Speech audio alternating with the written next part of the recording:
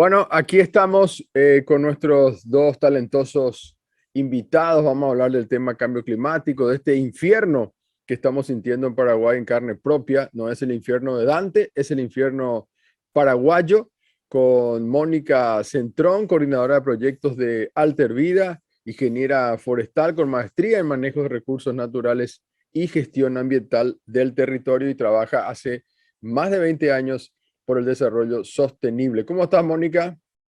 Hola Leo, ¿cómo estás? Súper bien. Muchas gracias por estar con nosotros hoy, muy amable. También le tenemos a el querido José Escauriza, abogado. Él es especializado en el área penal y ambiental, con más de 11 años de experiencia profesional. Tiene trabajos realizados en el área ambiental, tanto en el sector privado como en el público. Y bueno, y quiero agregar que es una persona muy activa en las redes sociales, siempre con el tema preferentemente ambiental. Uno de sus últimos tweets la semana pasada lo pusimos aquí porque creo que había puesto, José, que ojalá que venga la lluvia, como que era un sueño, ¿no? Algo así pusiste. ¿Qué tal, Leo? Sí, en realidad era una expresión de deseo que creo que compartimos muchísimas personas después de una sequía tan importante bueno, está siendo aplacada de alguna manera con unas lluvias muy escasas, pero seguimos en sequía, seguimos en la misma situación, así que todavía es muy poco lo que ha llovido y eso va a generar una serie de otros problemas que se suman a lo que ya tenemos, ¿no? Así es. Mónica, empiezo contigo y después vamos a ir pimponeando abiertamente. Por favor, métanse en la conversación. Eh, es un poco difícil pensar que todavía la gente cree que no hay cambio climático.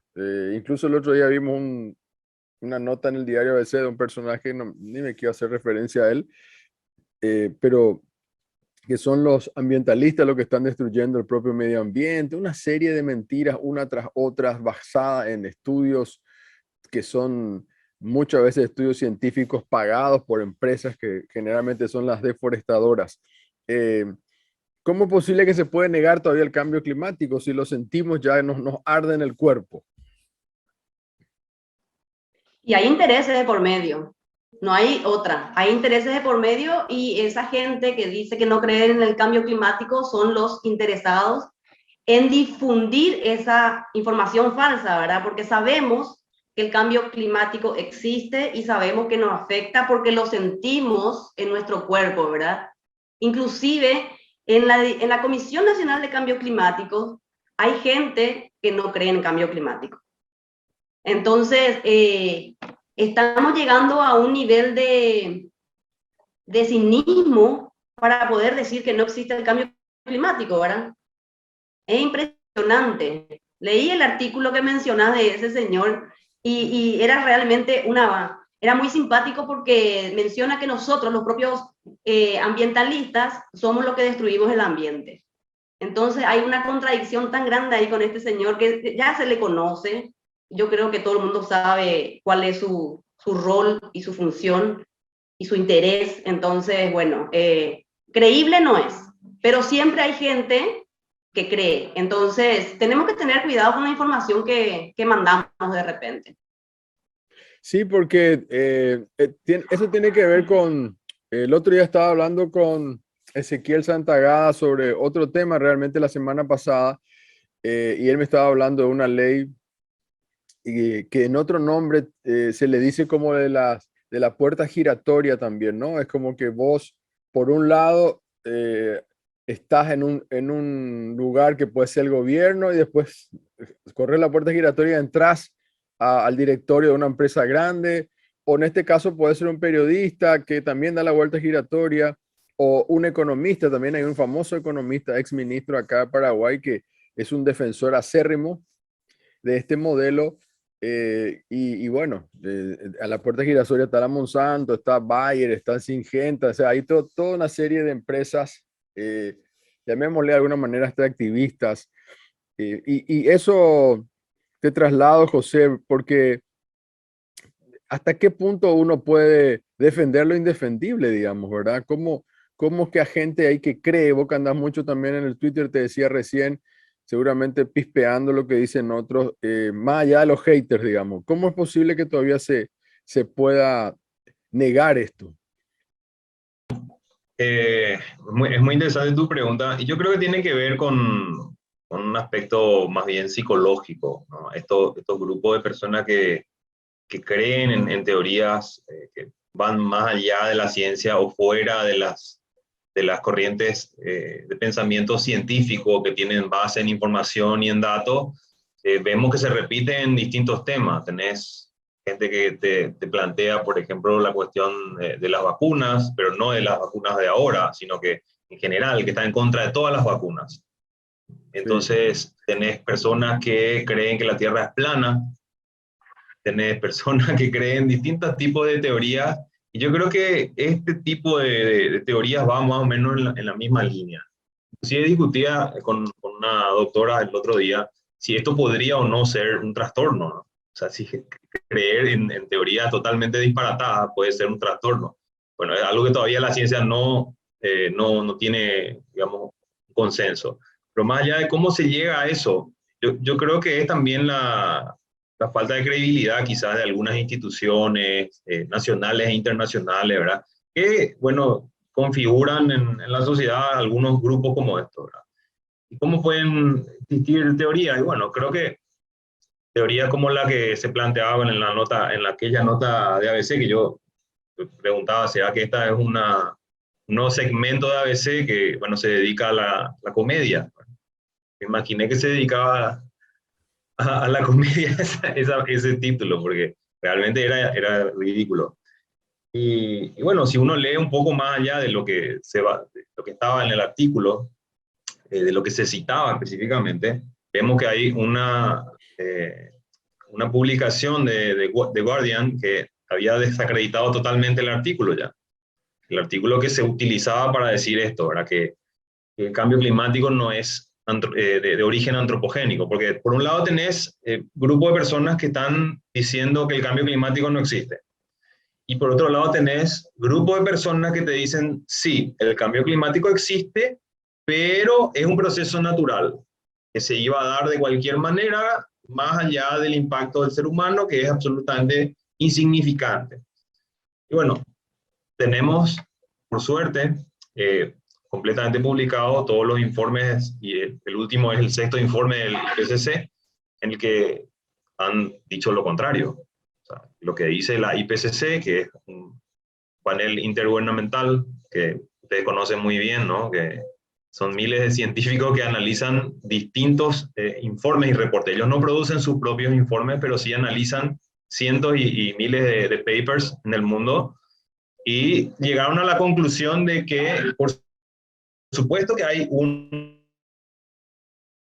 proceso natural de cambio climático, pero el impacto del ser humano está demostrado. Tenemos estos datos, tenemos esta información, y el impacto del ser humano ha generado que el cambio climático, que iba a ser en un X nivel, ahora esté mucho más arriba. Entonces, yo creo que tiene que ver con eso, ¿no? Hay siempre grupos en la sociedad que tienden a ir por el costado, ¿no? De creer en estas teorías conspirativas y los Illuminati y los no sé qué cuánto, ¿no? Va por Pero ahí, me parece. eso me parece que si vos sos uno de la teoría conspiraticia y los Illuminati, la Tierra plana, antivacuna, lo que sea, podría ser hasta por una ingenuidad, digamos, pero aquí hay un interés. Por eso yo hablé de la puerta giratoria, ¿verdad? O sea, yo recuerdo muy bien a periodistas que iban a conocer las empresas como algunas que ya cité, como Monsanto, como Bayer, y venían enloquecidos y escribían acá maravillas, ¿no? Ahora van a sacar un nuevo tipo de soja que no le va a hacer nada al calor de 50 grados del Chaco, ni la sal, no hay agua. O sea, inventan cosas y vienen con una serie de ideas eh, nuevas, Mónica, que en realidad pareciera ser que nos están dando cuenta o no lo quieren hacer. Es como que quieren solucionar las cosas con tecnología. Todo va a tener una solución tecnológica. Vamos a poner una nube de UAU. Bill Gates, hablando de las conspiraciones, por ejemplo, es un hombre, yo respeto mucho, ¿no? Pero tiene un montón de ideas y tiene un montón de financiaciones, ¿verdad? Pero no se puede hacer todo con la tecnología, creo, Mónica. Si nosotros no nos sentamos, no paramos la pelota y nos decimos, che, este país, este planeta no da más, vamos a empezar a hacerlo obvio, no sé, replantar, reordenar, pero no se puede solucionar todo con la tecnología. Sí, así es. Pero antes de hablar de la tecnología, quería comentarte que en el libro El mundo según Monsanto, de Monique Robbins, Sí. ya hablaba de la puerta giratoria, que Monsanto justamente tenían funcionarios que trabajaban en Monsanto y luego pasaban a la FDA, diciendo que los productos elaborados en Monsanto eran libres de que no producían cáncer y cosas así. Entonces ella hablaba ya en aquel entonces de la puerta giratoria, ¿verdad? Ese libro es muy interesante, tienen que leer. Y sí, la tecnología, si bien utilizada correctamente, es súper interesante, ¿verdad? Pero acá a todo el sistema de producción que nosotros hacemos en Paraguay, que decimos que es sostenible, que usamos tecnología de punta, que dañamos un poco el ambiente, nuestro sistema de producción, por más tecnología que tengas, como decís, Leo, no va a solucionar el modo de producción que estamos haciendo, que es destructivo, ¿verdad? Entonces, por más tecnología que tengamos, no es la solución. Acá la gente habla, no, nosotros tenemos alta tecnología, tenemos esto, tenemos... Pero ¿cuál es tu sistema de producción? ¿Cómo haces? Desmontando, secando los ríos, tapando los humedales. Entonces, no, hay algo que nos cierra, ¿verdad? Hay algo que nos cierra. Y lo llaman de manera sostenible también. A todo el sistema de producción de Paraguay es sostenible. ¿Y qué es sostenible? Echar montes sostenible, rellenar humedales, secar cauces hídricos, eso no es sostenible. Entonces, secar humedales plenos que están en nacientes, ¿verdad? Porque son plantadas hasta el borde, la soja, por ejemplo. Entonces, aquí en Paraguay tenemos que por lo menos tener unas buenas definiciones de qué es el desarrollo sostenible, de cómo es nuestro sistema de producción, en qué mejora la tecnología que hacemos, pero tenemos que hacer estudios reales, porque entonces Paraguay es una maravilla con el sistema de producción y con sus tecnologías, pero ¿cuál es la realidad real? ¿Verdad? Es la crisis climática, es la crisis ambiental. Entonces, ¿de qué estamos hablando, verdad? Es muy contradictorio todo. Y como dice José, hay grupos de personas que defienden eso y hay otros grupos que tienen mayor conocimiento sobre información científica, técnica, que dicen que por más equipos y tecnología que tengas, no es la solución. Es muy complejo. Sí, y ahora estamos viviendo una crisis climática, José, que es real, ¿no? Estamos sintiendo como en el infierno paraguayo, es un poco así como le estamos llamando a este programa y a estas semanas. Y también se puede hablar de un punto de inflexión. Recuerdo que en las reuniones de la COP del año pasado se hablaba de probablemente el 2022 es donde es como se llegó al punto máximo, digamos, ¿verdad? Algunos ya hablan incluso hasta que no hay vuelta atrás. Se esperaba al 2030, al 2028, siempre es como que uno está esperando, va a pasar un año más y nosotros ganamos más tiempo, digamos, sin hacer nada. Pero parece ser que este año 2022 podría ser como el año realmente del clic definitivo y el que ya no volvemos atrás. ¿O soy muy pesimista? Contame. Bueno, en realidad, según lo que dicen estos informes del IPCC que están disponibles en la página de las Naciones Unidas, uno puede ver que hay también un proceso que tiene que ver con la inercia, ¿no? La inercia de los distintos procesos humanos que venimos desarrollando. Es decir, si nosotros paramos hoy todo al 100%, igual eso va a seguir generando un impacto, o sea, todas las acciones que venimos desarrollando en los últimos 200 años, los seres humanos, acá no estamos hablando de Paraguay, estamos hablando del planeta, ¿no? Eso va a generar, de todas maneras, una cierta inercia y no es muy fácil de parar, o sea, yo creo que siempre estamos a tiempo mientras estamos acá, ¿no? Pero hay necesariamente un proceso de deterioro que no sé si es fácil de decir que vamos a parar o que ya estamos en el punto máximo. Lo veo un poco difícil de saber, porque esa línea como que está medio borrosa, ¿no? Aquí es el punto, o mañana es el punto. Como es algo tan lento, es un proceso tan lento de degradación de la calidad de vida, el clima que aumenta y bueno, a veces por algún motivo también, quizás por la influencia de Hollywood, de las películas, que imaginamos que el cambio climático va a ser como el día después de mañana, que de repente un día se va todo al mazo. Y no es así, es un proceso lento de degradación de la calidad de vida, los climas van sufriendo extremos cada vez más intensos, cada vez más fuertes. Entonces, creo que sí, esta declaración del año pasado, ¿verdad? Que la COP26, que Paraguay después como que con cierta presión se agregó a la lista ahí de los países que van a detener la deforestación a partir de este año, creo que sí es un punto interesante, ¿no? No digo que ya estamos más allá de posibilidad de cambiar, pero me parece que es un momento interesante en la historia. Y al mismo tiempo hay que decir que por más que Paraguay haga un gran esfuerzo en detener la deforestación, si no se hace lo mismo en los países más desarrollados, el impacto lo vamos a sufrir igual. O sea, igual vamos a sufrir el calor.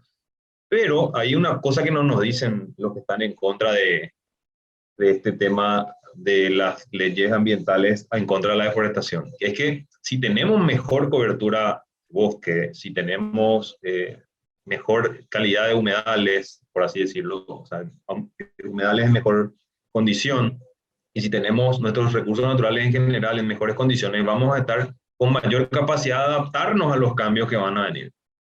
Creo que eso es algo que no se está diciendo demasiado. Me parece que si bien es cierto que Paraguay no es el país que más aporta al cambio climático, de hecho toda Latinoamérica aporta muy poco en términos de emisiones, nosotros tenemos que prepararnos, tenemos que adaptarnos, y si deforestamos todo el país, si tenemos todos nuestros humedales desecados o rellenados, si nuestros cauces están reventados por la extracción y la sequía, obviamente no vamos a estar en las mejores condiciones, no hay un margen para adaptarnos en esa situación. Me parece, por más que firmemos el acuerdo, como lo hicimos el año pasado en la COP26, que le compromete al Paraguay. Eso me parece que es valioso mencionar, creo que es algo interesante y también es una herramienta para nosotros para exigir que el Paraguay adecue sus normas, porque estamos hablando de detener la deforestación a partir de ahora. Y si revisamos un poco la legislación paraguaya, vemos que hay una legislación muy interesante en términos del cambio de uso de suelo, pero solo para la región oriental. Se sigue discutiendo en la región occidental, ¿no? Que vamos a hacer la pausa o que vamos a hacer una nueva ley de deforestación para el Chaco, pero se queda en la discusión, ¿no? Hasta ahora no avanza un proyecto concreto en el Congreso Nacional.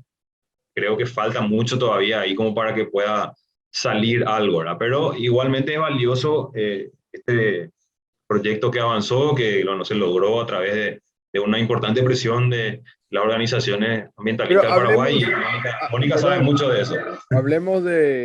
hablemos también de qué significa esta pérdida, Mónica, de humedales y de bosques, para que la gente tome conciencia. O sea, estamos ante una tala brutal. Se publicó el otro día 347.000 hectáreas, creo que se han deforestado en un año en Paraguay. Yo puse en el Twitter que para que la gente entienda es como 300 veces el tamaño de Asunción, para que uno pueda dimensionar de lo que cuando uno anda por Asunción, por el tránsito de aquí para allá que nunca llega, bueno, eso hay que multiplicar por 30 para tener una idea de todo lo que se deforestó. Toda esa masa boscosa, cuando se cierran y se rellenan humedales o se desvían arroceras, ¿cuál es el peligro que nos enfrenta a partir de esto que está ocurriendo ahora mismo en Paraguay con este modelo? Hay que decir que esto tiene que ver mucho con un modelo, ¿no? Con un modelo de agronegocio, de ganadería, principalmente, ¿verdad? No podemos culparle 100%, pero yo creo que está por el 90%, por lo menos fácil, relacionado al modelo de cómo vive este país. Sí, y es catastrófico la situación que estamos atravesando ahora mismo. Primero porque la deforestación que se hace es muy grande, se hace en el Chaco de manera legal. Las deforestaciones del Chaco son de manera legal. También se hacen las deforestaciones en la región oriental de manera ilegal. Todo el mundo sabe que está la ley de deforestación cero, pero nadie está preso. ¿Cómo afecta eso? Hoy día lo sentimos nosotros, estas olas de calor que estamos viviendo, que hace 5 años atrás no sentíamos este calor. Hoy día, si vos no tenés un aire acondicionado para poder trabajar o para poder estar ahí, es prácticamente imposible. Entonces, la deforestación afecta todo, desequilibra todo. Es como si fuera a estar al borde del abismo, con una patita ya colgando ahí. Tenemos que dar un paso para atrás y, como decía José, hacer modificaciones de leyes, prohibir la deforestación en el Chaco. De eso ya se habló hace años y todo el mundo decía, sí, pero si prohibimos la deforestación en el Chaco, todo el mundo, los ganaderos, se van a deforestar en 2 días. Entonces era tipo que no se sabía qué hacer ahí. Se presentó al Parlamento hace más de 10 años que se haga una pausa ecológica, que significa parar la deforestación. Nos echaron una patada del Parlamento. Entonces, esto afecta todo, afecta nuestra salud, afecta la salud del ecosistema, del suelo, del agua, del aire, de la biodiversidad. Nos afecta a todos. ¿Por qué? Porque el ambiente es transversal a nuestras vidas. Si nosotros vivimos en un ambiente contaminado, en un ambiente donde no es sano, saludable, nos afecta a nosotros, porque nosotros, seres humanos, tenemos que vivir en un ambiente sano. Y va directamente proporcional a lo que es el sistema de producción que estamos llevando adelante. En el Chaco, el sistema de producción es deforestación para ganadería y para soja.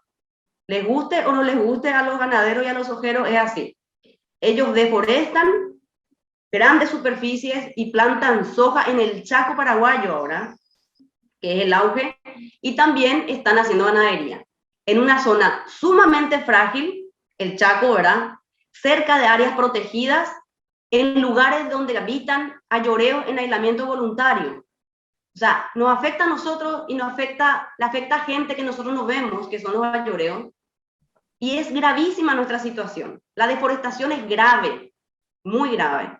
Y Sí, eso continúa. Perdón, Mónica, justo esta semana en Made in Paraguay, en estos días publicamos unos árboles enormes que se estaban deforestando en una comunidad indígena.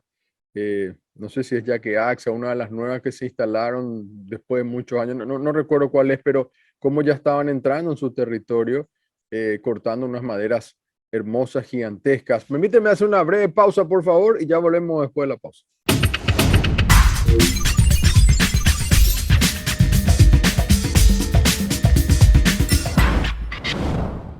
Bueno, así como hablábamos de puertas giratorias, acá yo les quiero hablar un ratito de la zona de San Bernardino, donde yo vivo, acá en Ciervo Cuá. Primero, ocurre todos los años, los humedales se incendian. Hay un tristísimo cartel que dice área protegida por la SEAM, que parece tragicómico. Porque no hay nadie que proteja esa área, realmente es un cartel nada más, es como poner un cartel y con eso ya solucionamos el problema.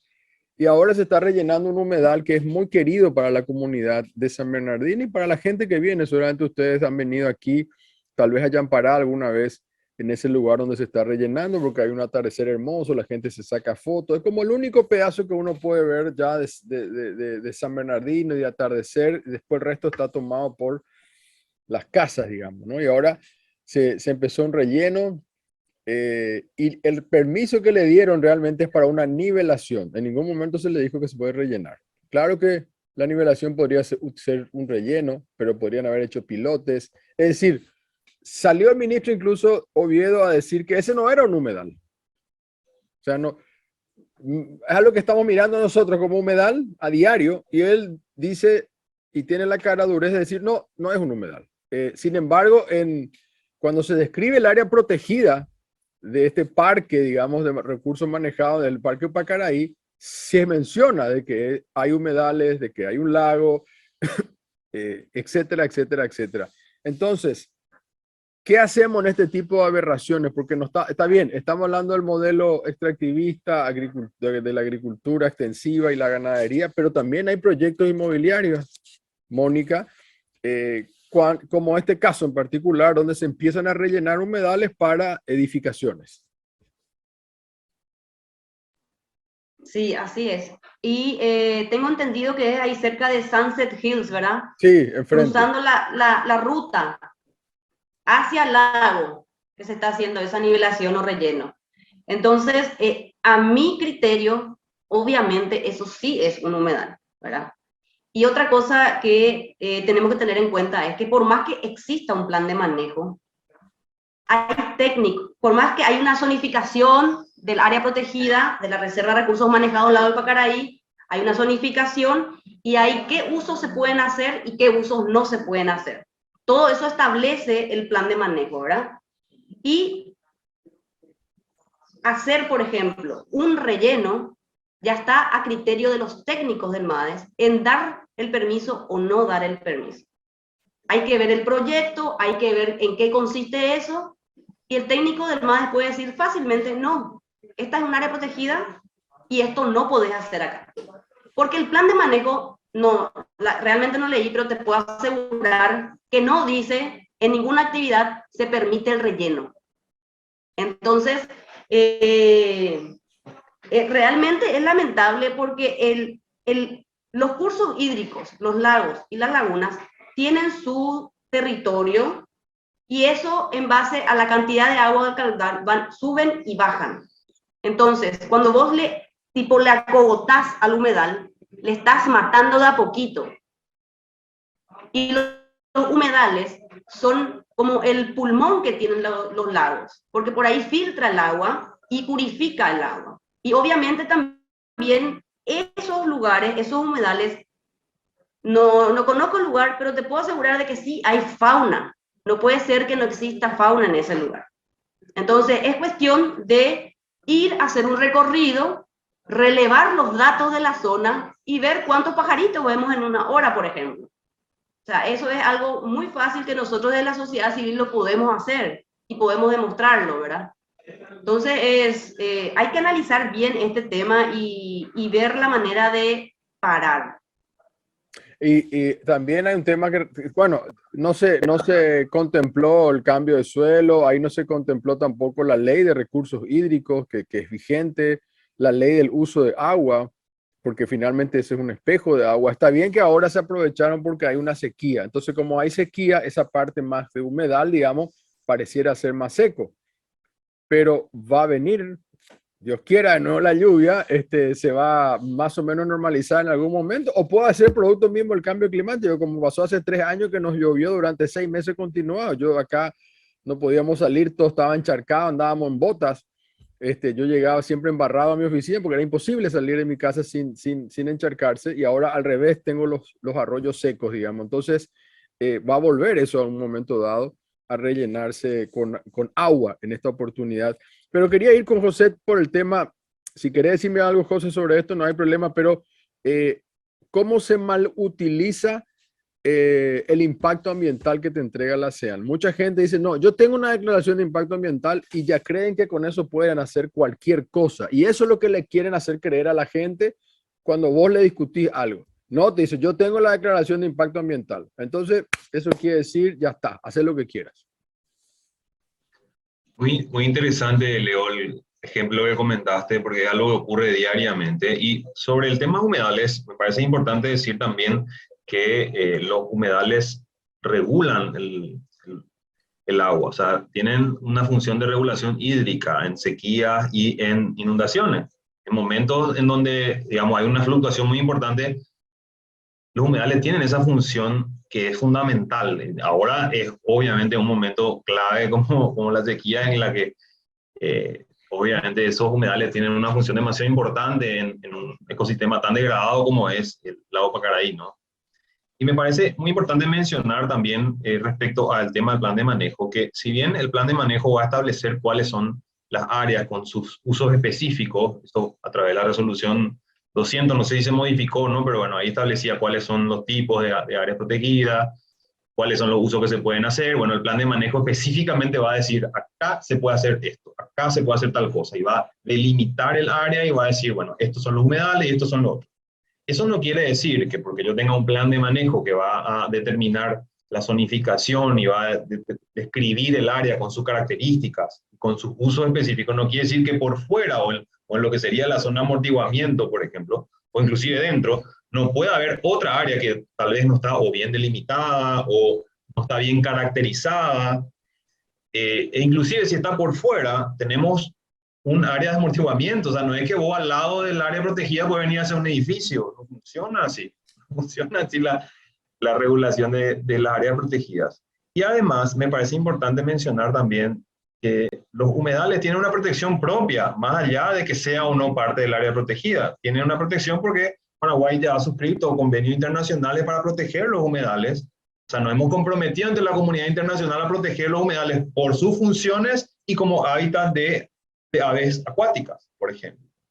Y también en la ley de recursos hídricos que vos mencionaste, existe una protección específica para los humedales y que le obliga a la autoridad de aplicación a inclusive desarrollar planes de manejo para cada humedal. Ahí ya no estamos hablando de el área protegida tal, o en este caso el área protegida del lago Pacaraí, sino los humedales como tales tienen que tener un manejo y una protección específica. Y por supuesto que rellenarlo no es una forma de protegerlo, ¿entendés? O sea, me parece que es muy claro eso y yo no creo que sea una justificación válida para este tema del relleno del humedal, hablar del plan de manejo, porque eso es independiente, no es que sea irrelevante porque sí es relevante, ¿no? Porque estamos hablando de un área o dentro o adyacente, no conozco la delimitación exacta, pero como los humedales tienen su propia protección de la ley de recursos hídricos, artículos 29, 30 y siguiente, ahí puedes leer y es clarísimo,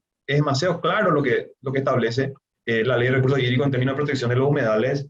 Por lo tanto, me parece que es irrelevante la cuestión de que ingresa o no en el plan de manejo. Y por supuesto que si es que el Ministerio del Ambiente concede un permiso, tiene que ser con ciertas condiciones, creo que muy limitantes de lo que se puede hacer o no hacer en un lugar como ese.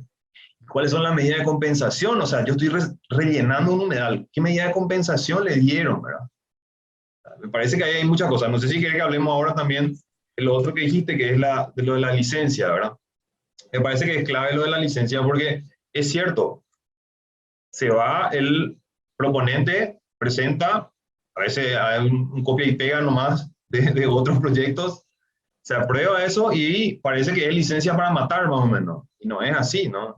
Parece que ya todas las municipalidades, las gobernaciones, todos tienen que hacer el saludo a la bandera nomás. Y no es así, la municipalidad puede parar un proyecto por más de que tenga la aprobación del Ministerio del Ambiente, porque la aprobación del Ministerio del Ambiente además va a tener una serie de disposiciones y de obligaciones para la persona que está iniciando o para la empresa que está iniciando ese emprendimiento. Le va a obligar a hacer, qué sé yo, X medida de compensación, controlar cada tanto tiempo, eso por supuesto con el consultor ambiental se tiene que hacer, ¿no? Por resolución del MADE inclusive. No sé si se está haciendo. No, no se está haciendo. ¿Y qué hacemos para frenar esta crisis, Mónica? Estamos hablando del relleno humedal, estamos hablando de incendios provocados. Los bomberos han dicho, los bomberos salieron a decir, estos incendios están provocados generalmente por estancieros y por sojeros. En este caso, muchos eran estancieros por el tema de la quema de pastizales, porque puede ser cultural también. Sé que no todos los lugares, digamos, por ejemplo, lo que se llama como el cerrado, parece que en algunos lugares sí se puede o no se puede, pero ante una situación como esta, donde vemos que un fuego puede desbordarse, o lo mismo con el tema de los arroceros, ¿verdad? Que enchufan unas maquinarias, unas mangueras, unos caños gigantescos y se chupan el agua al Tebicuarí. Ya ha muerto un señor, un dirigente campesino en situaciones confusas que vamos a ver si se puede esclarecer, pero ¿cómo frenamos esta crisis, digamos? ¿Qué podemos hacer o deberíamos hacer desde la organización civil, desde las ONG o recomendaciones para el Estado? Bueno, primero complementando lo que estaba diciendo José sobre las licencias, una licencia ambiental no te habilita a hacer una actividad, una obra o algo. Por ejemplo, para ese relleno de San Bernardino, la municipalidad tuvo que haber dado la aprobación para que se realice esa actividad. Entonces, la licencia ambiental no es la que vos tenés una licencia ambiental y ya te vas a rellenar, no. La municipalidad es la que dice, ok, te vas y haces. Entonces, en el caso de los desmontes, la licencia ambiental no te habilita a hacer desmonte. Es el Infona. El Infona es el que te dice, ok, sí podés hacer el desmonte. La licencia es como un requisito previo para que las entidades responsables, como la municipalidad en el caso de San Bernardino y el Infona en el caso de la deforestación, den la aprobación para hacer esas actividades. ¿Sí? Entonces la licencia no te habilita a hacer una obra. Es la municipalidad en el caso de San Bernardino. El intendente o los concejales dieron la aprobación y ahí fue que se dio. Y la licencia es un requisito previo para esa autorización. Ese es en el caso de las licencias, ¿verdad? ¿Y qué podemos hacer nosotros para evitar esta crisis ambiental? Bueno, yo creo que primero, no solamente los paraguayos, la región, el mundo es pirómano, ¿verdad? Le gusta quemar, no sé cómo es lo que es. Cada año lo mismo, cada año la misma historia. Cada año sufrimos los incendios, ¿verdad? Sufrimos los desmontes. ¿Y cuáles son los resultados? Estas olas de calor que tenemos insoportables. Entonces, lo que yo creo que nosotros desde la sociedad civil podemos hacer es primero llevar el conocimiento de la concienciación a la gente. ¿Cuál es el daño que causa eso? ¿Por qué no tenemos que quemar? Porque si la gente no sabe cuáles son las consecuencias que lleva esto, va a seguir quemando, ¿verdad? Eso por un lado. Y lo otro es hacer acciones concretas en los territorios, trabajar con los municipios, porque la ley pues dice que, la ley de prevención de incendios dice que los municipios son los responsables de hacer todo el control y de las quemas, ¿verdad?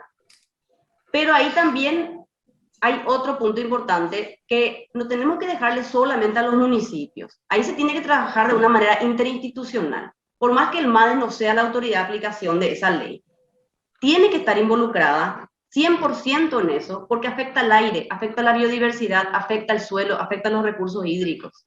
Entonces, tenemos que armar una mesa interinstitucional con la CEN, con el INFONA, con el MADES, con los municipios. Me van a decir, sí, eso se hace siempre. Perfecto, pero yo estoy convencida de que si hay gestión y buena gestión, hay resultados. No hacer 2 o 3 reuniones interinstitucionales y ver qué se puede hacer y quedan en lo para ellos, porque todos los años sentimos lo mismo. Entonces, si nosotros hacemos acciones concretas y tratamos de frenar eso desde el gobierno, pero el gobierno tiene que tener voluntad política para hacer, porque si no hay voluntad política no logramos nada. Ahora hay una ley del año pasado, creo que de noviembre, donde las quemas ya pueden ser encarcelables y se le puede multar a la gente que quema. Y ahí es otro punto importante porque tenemos que ver quién quema. ¿Quién quema? Y hay que identificar en el momento de la quema. Pero el problema es que el patrón o la patrona de la estancia, ¿verdad?, que quiere quemar su pasto para limpiar, le paga al peón. Entonces, ¿quién va preso ahí? ¿El peón que fue a quemar el campo por la orden del patrón o el patrón? Son cosas que hay que ir viendo, ¿verdad? Y esa ley es muy linda porque te pueden preso, puedes pagar multa, pero hasta que no se vea realmente que esa ley funcione, va a seguir igual. Entonces nosotros lo que tenemos que hacer es tratar de que eso se cumpla. Es lo que es claro, es lo que siempre decíamos también sobre la deforestación cero y también siempre nos preguntamos cuántas personas hay presas por deforestar o por crímenes ambientales en Paraguay. Te pones a buscar, Tacumbú está lleno de cualquier cosa, pero no conozco casos de que vayan presos. Teixeira, me acuerdo de aquel Teixeira que deforestaba en la región oriental, siempre escapó, nunca le dio. Nos tenemos que ir, yo agradezco mucho su tiempo, me queda apenas un minuto. No sé, José, si se puede de alguna manera pensar o Mónica, cómo hacer para revivir estos lugares incendiados, digamos, porque muchas veces se quema a propósito, lógicamente, para entrar en la zona, digamos. Ahí, está todo incendiado. Bueno, hay forma de regenerar, de restablecer, que aquí no entre un proyecto inmobiliario, que allá no entre un nuevo proyecto sojero, digamos, ya que se secó todo, bueno, metemos nuestra manito ahí y puede ser un parque, puede ser también una reserva indígena o una comunidad indígena. Se puede hacer revivir esto, los lugares quemados, digo. Moni. Mira, José, ¿vos querés hablar? No, te decía que como es más bien tema de restauración ambiental, es más para Mónica la pregunta. Dale. Sí, eso es súper importante y es un debate de hace muchísimo tiempo porque se hacen las quemas y luego algunos avivados utilizan para su producción, ¿verdad? Ponen pasto, ponen cultivos agrícolas, etcétera. Y ahí es muy importante el monitoreo por medio de las auditorías ambientales que se presentan en el MADES, porque el MADES, al hacer el estudio de impacto ambiental para una estancia que es ganadera, por ejemplo, tiene su mapa de uso actual, cómo está hoy, cuánto bosque tiene, y el mapa de uso alternativo que dice cuánto puede deforestar. Con la quema se deforestó más de lo previsto y de lo autorizado por el MADES y por el Infona. Y ahí es donde el MADES y el Infona tienen que sacar una ley, un decreto, una resolución o algo, donde obliguen a restaurar los ecosistemas, sea bosque, pastura, matorral, que se obligue a restaurar ese ecosistema quemado y los proponentes tienen que hacerse cargo de eso. Se puede restaurar de manera natural, si no es muy agresivo, si no está muy dañado el suelo, o si no, se puede restaurar también de manera ayudándole, haciendo plantaciones y repoblando.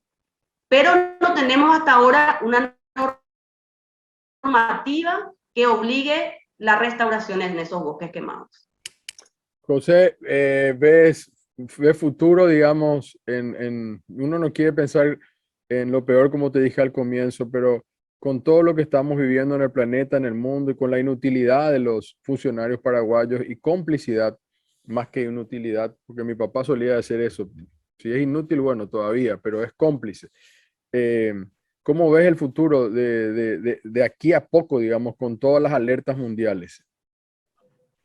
Bueno, de aquí a poco es más fácil predecir, más largo ya no me animo a hacerlo, pero de aquí a poco yo creo que vamos a seguir este proceso. Estamos en un proceso de degradación, la deforestación sigue, la legislación permite en la región occidental la deforestación, en la región oriental está prohibido, pero igual está avanzando, tenés áreas protegidas que están siendo inclusive deforestadas en el Chaco, de comunidades indígenas que lo están denunciando, no se les hace caso.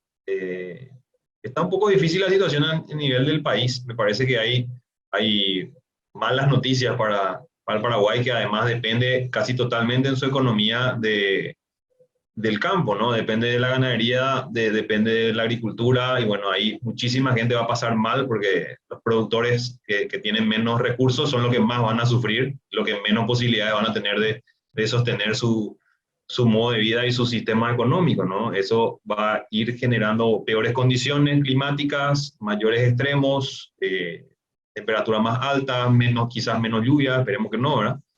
Pero eso necesariamente va a generar un impacto negativo en la economía que lastimosamente nunca pudo diversificarse. Dependemos casi totalmente del campo, ¿verdad? Y es una situación que con el tiempo obviamente nos va a ir complicando económicamente, me parece, ¿verdad? En términos de legislación, yo creo que no estamos tan mal, pero nos falta, así como decía Mónica, nos faltan todavía algunas cosas. Me parece que en términos de la cuestión de los bosques se hizo un par de cambios muy interesantes el año pasado. Por un lado se tipifica, ¿verdad? Que es un camino, no digo que esté mal, pero finalmente es el camino de última ratio, ¿verdad? Se dice, ¿no? Como la última parte es castigar. O sea, si todo lo que uno hace como sociedad no funciona, se dice que lo último que tiene que hacer es castigar. Bueno, ni eso no estamos haciendo. Entonces, me parece que es una parte importante que por lo menos esté ahí el hecho punible quizás como disuasivo, funciona de alguna manera. Por otro lado, la legislación que se cambió ahora, que tiene que ver con la prevención de incendios, ahora tiene que ver con el manejo del fuego. El año pasado eso se modificó y el Infona es el ente encargado de establecer un plan nacional, ¿verdad? Antes era una red que estaba liderada por la Universidad Nacional de Asunción. Inclusive algunos amigos hicieron una consulta con encargados de la universidad y ellos no sabían que estaban encargados de ese tema. No estaban al tanto de que tenían que hacer, había sido un plan de prevención de incendio y qué sé yo, que obviamente tenía que ser después ejecutado por las municipalidades. Y bueno, ahí lastimosamente se volvió a encargar a las municipalidades de algo que históricamente no han podido hacer en los últimos 12 años, porque la ley anterior que se derogó el año pasado es del 2010. En 12 años las municipalidades no pudieron mejorar el tema de las quemas. Es una realidad. parece que era el momento de revisarlo un poco mejor, pero bueno, de todas maneras se le volvió a dar a las municipalidades y se agregó alguna responsabilidad a la policía, que es lo que decía Mónica, respecto a la detección. En el momento uno tiene que saber y puede entrar y detectar qué es lo que está pasando si queremos eliminar la impunidad, porque la impunidad es la que permite la repetición. Si tenés impunidad, va a volver a ocurrir un hecho. Si yo sé que voy a salir impune, entonces voy a volver a hacer algo, ¿no? Entonces, es algo que se tiene que combatir sistémicamente, no solamente en este tema, sino en general en el Paraguay, ¿verdad? Me parece que es un camino que ahora recién empieza, ¿verdad? Yo no le juzgo, quiero decir con eso, yo no le juzgo al Infona por no tener un plan 3 meses después de tener la ley, ¿verdad? Pero sí creo que es el momento de exigir, especialmente ahora con todo lo que está pasando, me parece que el Infona tiene que trabajar con la sociedad civil, tiene que trabajar con la gente para desarrollar un buen plan de prevención de estos incendios, ¿verdad? Espero que lo haga, ¿verdad? Vamos a ver. Y si ahora no lo hace, que está así encima nuestro el ardor y el calor, ya no sé cuándo lo haría. Mónica, te agradezco tu tiempo. José también por estar aquí con nosotros, Armada en Paraguay. Muy amables, gracias.